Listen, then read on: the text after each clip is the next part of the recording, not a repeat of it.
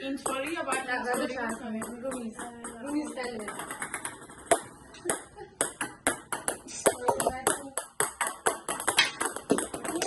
یه دونه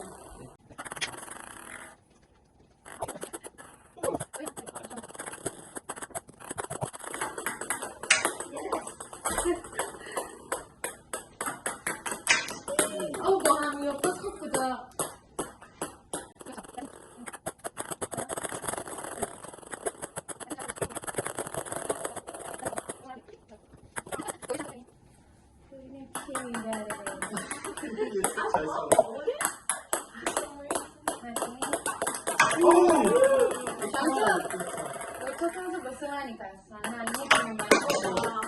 شما یک منو متین دو چی برنده بشه؟ یه دونه میزنی؟ ببینیم متین کی میزنه یه دونه برنده با معلوم شد دیگه